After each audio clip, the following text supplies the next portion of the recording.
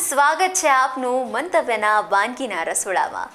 Title sponsored by LG Bandhani Hing, essence of authentic taste since 1894, co-presented by mother's recipe, પ્રેમનો સ્વાદ. તો દર્શક મિત્રો, પિંકીબેને એમની પહેલી વાનગી જે ગ્રીન દમ આલુ મેં તો ટેસ્ટ કરી, એકદમ એક નંબર હતી. અને હવે બીજી વાનગી કઈ બનાવવાના છે, ચાલો એમના પાસેથી જ આપણે જાણીએ. પિંકીબેન, બીજી કઈ વાનગી બનાવો? આપણે બીજી વાનગી છે ચોખાનો સેવનો ઉપમા. અરે વાહ! ઉપમા આપણે એમ તો ખાધો હોય, પણ ચોખાની સેવનો ઉપમા કોઈ નવી વેરાયટી, નવી કંઈ લાગે એટલે માટે. આમ તો આપણા સોજીનો ઉપમા તો ખાતા જ હોઈએ છીએ, જે આજે હું લઈને આવી છું ચોખાની સેવનો ઉપમા. અરે વાહ! તો એકદમ યુનિક અને ઇન્ટરેસ્ટિંગ જે નામ, બાળકોને બી ભાવે એવી વેરાયટી છે. શું વાત છે. તો હવે આપણે એના ઇન્ગ્રેડિયન્ટ્સ જોઈ લઈએ. મકાઈ છે, કેપ્સિકમ છે, અને આમાં ફણસી વટાણા છે, અને આ છે સેવો, આ છે કોથમીર, નમક, અને આદુ લસણ મરચાંની પેસ્ટ છે. આટલા છે. બિલકુલ. તો આપણે ઇન્ગ્રેડિયન્ટ્સ જોઈએ ને, આપણને થાય કે આ બધી જ વસ્તુ આપણને ઘરમાં અવેલેબલ મળી શકે અને ઓછા ટાઈમમાં સારી વાનગી તૈયાર થઈ જાય. અને હેલ્ધી પણ કહી શકાય અને ઝટપટ બની જાય એવી વાનગી. તો ચાલો આજે આપણે ઝટપટ બનાવીએ, વાનગીની શરૂઆત કરીએ. સૌપ્રથમ શું કરીશું? સૌપ્રથમ આપણે તેલ નાખીશું અંદર.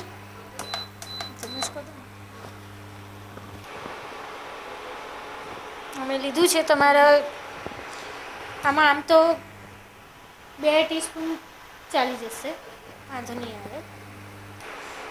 પછી એડ કરીશું રાઈ.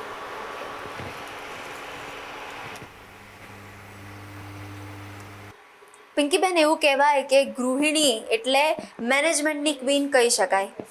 ક્યારે કોઈ સામગ્રી બનાવી હોય, વાનગી બનાવી હોય, અને એમાં જો કંઈ ઓછું વધતું હોય તો એને મેનેજ કેવી રીતે કરવું ને એમને પહેલાં આવડે. તો એવું કોઈ ક્યારે બન્યું હોય? આ 15 વર્ષથી તમે કુકિંગમાં છો. હા, ઘણી વાર એવું બની ગયું હોય કે મીઠું વધારે પડી ગયું હોય, ઓછું પડી ગયું હોય, કે કંઈ એ રીતે હોય.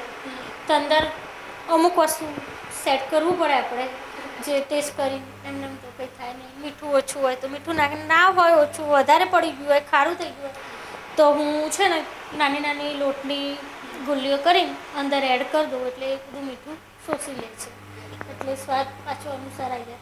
અને એવું બહુ જ માપનું હોય તો પછી થોડું ખાંડ અને લીંબુ નાખીને સેટ કરો, એટલે એ રીતે.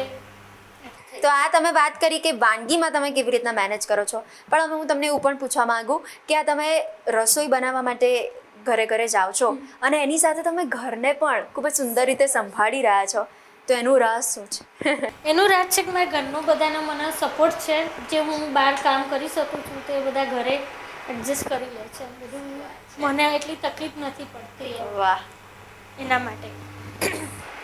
તો પિંકીબેન, હવે તમારા જેવા ઘણા બધા ગૃહિણીઓ હશે કે જેને શોખ હશે કે મારે રસોઈમાં આગળ વધવું છે, પણ એ કોઈ સંજોગે નહીં વધી શકતા હોય, પણ તમે 15 વર્ષથી આ ફિલ્ડમાં છો, તો તમે એમને શું ટિપ્સ આપવા માગશો?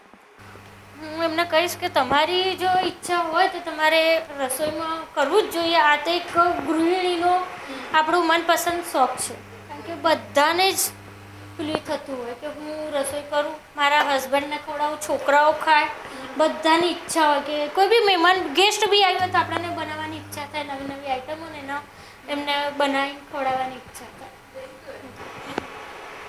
ચલો, આપણી રહી હવે થોડી થઈ ગઈ છે. આપણે એલજીની હિંગ નાખીશું પહેલાં અંદર.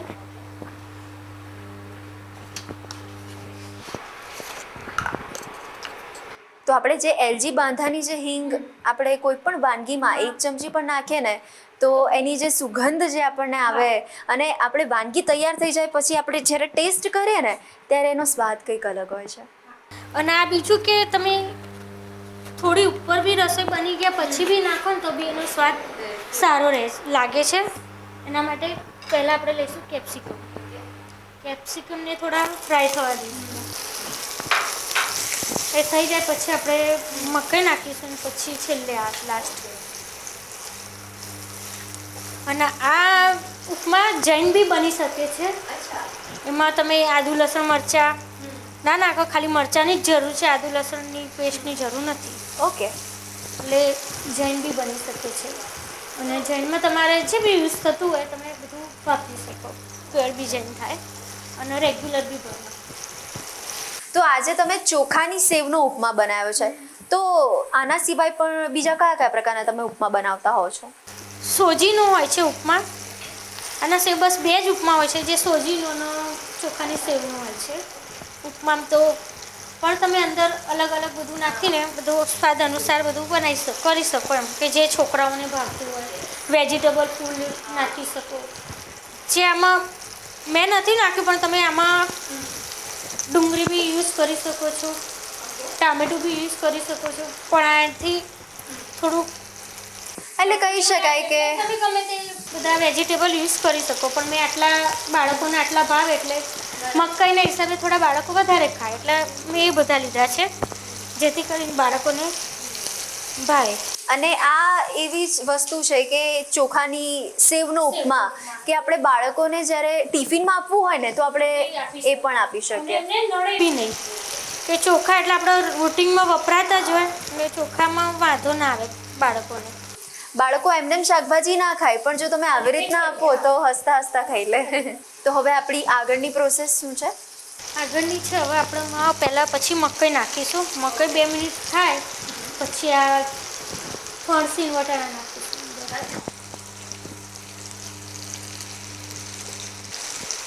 ઉપમા સિવાય પણ તમે હેલ્ધી વસ્તુમાં કઈ કઈ વાનગી બનાવતા હો છો રેગ્યુલરમાં? રેગ્યુલરમાં મારે આ બધા બધે અલગ અલગ વાનગી હોય છે. મુઠિયા હોય છે, સેવ ઉસળ હોય. હેલ્ધી બાળકોને વધારે લગભગ ઉપમા છે, બટાકા પૌવા છે, એ બધું સવારે નાસ્તામાં બધાને વધારે ભાવતું હોય છે. અને આ બી ઉપમા બી સવારે તમે સેવનો ઉપમા બી સવારે નાસ્તામાં યુઝ કરી શકો એમ, એના માટે. તો આટલી તમે મસ્ત મસ્ત વાનગી બનાવો છો. હવે જ્યારે ઉપવાસ હોય ને ત્યારે આપણને સૌથી વધારે ભૂખ લાગતી હોય, તો તમે ઉપવાસમાં પણ એવી કોઈ વેરાયટી બનાવતા હો, કંઈક અલગ ઇન્ટરેસ્ટિંગ? ઉપવાસમાં તો કેવું કે આ બધા ઉપવાસ કરતા તો લગભગ ફરાળી આઈટમો હોય છે બધી, જેમ કે ફરાળી કઢી હોય છે, મોરૈયો હોય છે, સૂકી ભાજી, પૂરી કે પરોઠા, રોટલી, બધાને અલગ અલગ સેટ થતું હોય છે. કાં પછી મોરૈયાના, બટાકાની સૂકી ભાજીના, સાબુદાણાના એ બધાના વડા બી સરસ થતા હોય છે. રાજગરાના લોટના વડા બી હોય છે. એ બધાને ઉપવાસ માટે આ બધી વસ્તુ વધારે સારી રહે છે. હવે આપણે આમાં થઈ ગયા છે, થોડું મકાઈ એડ કરી દઈશું.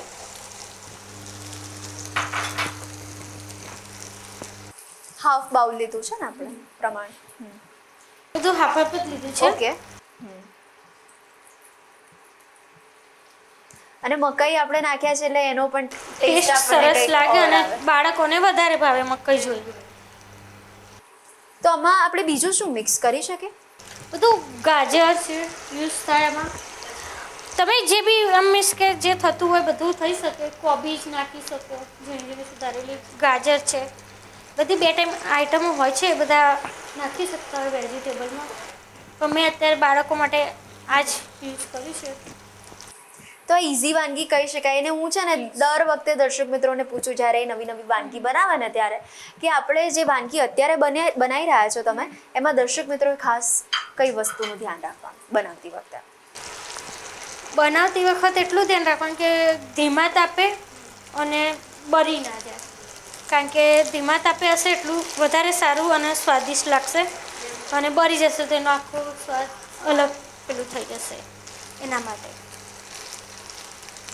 ગૃહિણી હોય એને તો ખબર જ હોય કે આપણે રસોઈ કઈ રીતે બનાવવાની છે, તો આપણે બધાને કહેવાની જરૂર ના હોય. પણ બાકી એમ થોડું ધીમા તાપે બનાવશો તો વધારે સારું લાગશે અને ટેસ્ટી બનશે થોડું. હવે આ આપણું થોડું થઈ ગયું છે. હું અંદર મધરની જિંજર ગાર્લિક પેસ્ટ એડ કરીશ.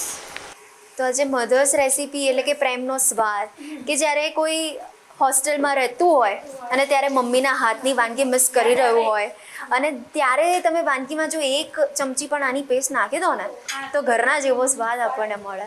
આ મરચાંની પેસ્ટ છે, જેનું તીખું જેટલું જોઈતું હોય, કારણ કે આમાં મરચું કે એવું એડ થશે નહીં. એટલે આપણે ગ્રીન જ બનાવવાનું છે ને, ગ્રીન સબ્જી લીધી છે બધી, એટલે આ સ્વાદ અનુસાર તમે મરચું યુઝ કરી શકો છો.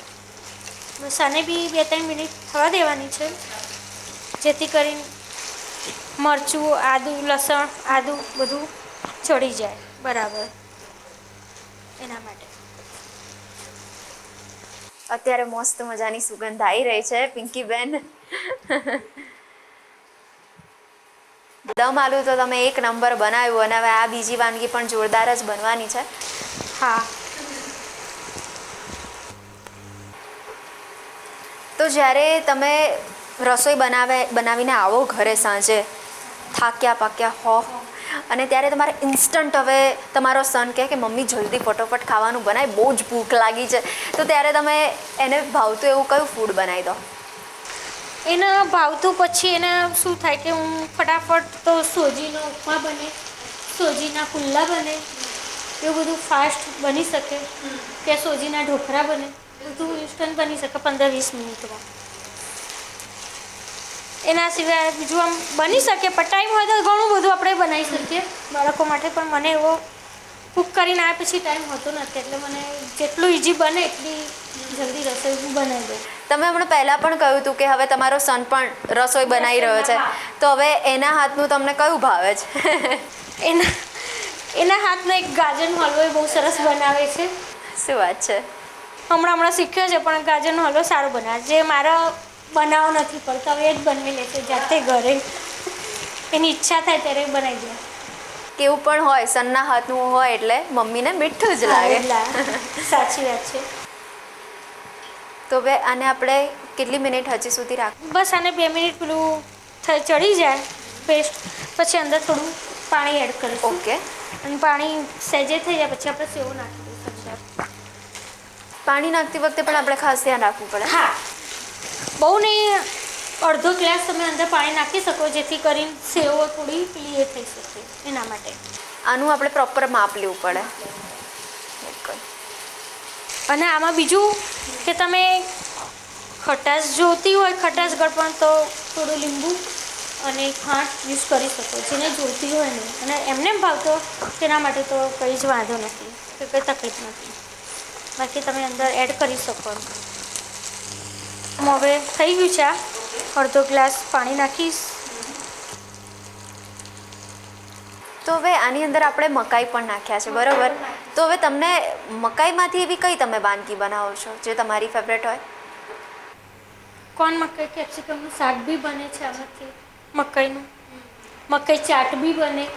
એટલે મકાઈથી 2-3 આઈટમો બને છે, પણ એમ પછી મકાઈની પેલી એ બી બને છે, મકાઈની છીણ, જે અત્યારે બજારમાં બી મળે છે ને બધી રીતે. આ થઈ ગયું છે. હવે આપણે અંદર સેવ એડ કરીશું. કોઈને ટાઈમ ના હોય ઘરે પાડવાનો સેવ, તો આપણે બહારથી લાવીને પણ રેડીમેડ કરી તૈયાર શકીએ. મળે છે સેવ, અને થોડું નમક સ્વાદ અનુસાર.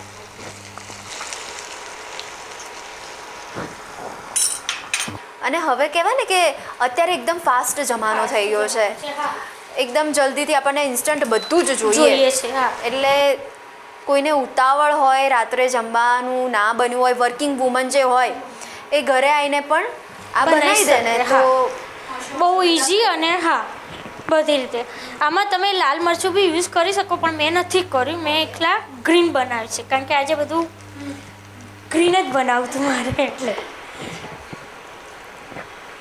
અને અત્યારના લોકો કેવું હેલ્થ કોન્શિયસ બહુ હોય છે, ડાયટ તરફ પણ વળી રહ્યા છે, અને એમાં આ વાનગી જો તમે બનાવી દો તો પછી તેમાં તો બહુ સારું રહે. ઘણા વેટ માટે પેલું એ બી ખાતા હોય છે, જુવારની ખીચડી છે, બાજરીની ખીચડી છે, એ બધું. પણ એમાં બી તમે આ બધું નાખીને બનાવો તો ઓર ટેસ્ટી અને સરસ લાગે છે.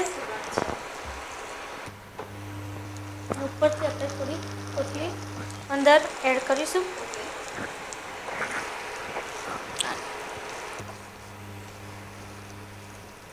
તો પિંકીબેન ઓલમોસ્ટ રેડી છે. રેડી છે. તો હવે વધુ વાર નથી લગાડવી, આપણા દર્શક મિત્રો માટે પ્લેટિંગ કરી લઈએ. યસ.